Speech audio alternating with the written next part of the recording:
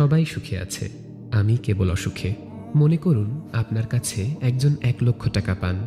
আপনি সময় মতো টাকা দিতে পারছেন না। টাকা না দেবার কারণে ওই দিক থেকে তাড়া আসছে।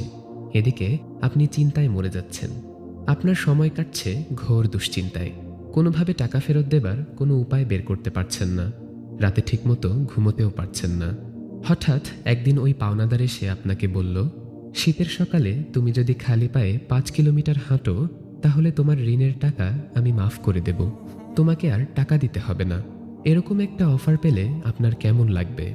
হ্যাঁ, শীতের সকালে খালি পায়ে 5 কিলোমিটার হাঁটতে আপনার কষ্ট হবে, কিন্তু এই কষ্টের বিনিময়ে আপনার 1,00,000 টাকার ঋণ পরিশোধ হবে। 1,00,000 টাকার কাছে আপনার এই কষ্ট তুচ্ছ মনে হবে। স্বাভাবিকভাবেই আপনি সেই প্রস্তাব মেনে নেবেন সন্তুষ্ট চিত্তে, কারণ কষ্টের মাধ্যমে যে স্বস্তি পাবেন সেই স্বস্তি আপনার কষ্ট ভুলিয়ে দেবে।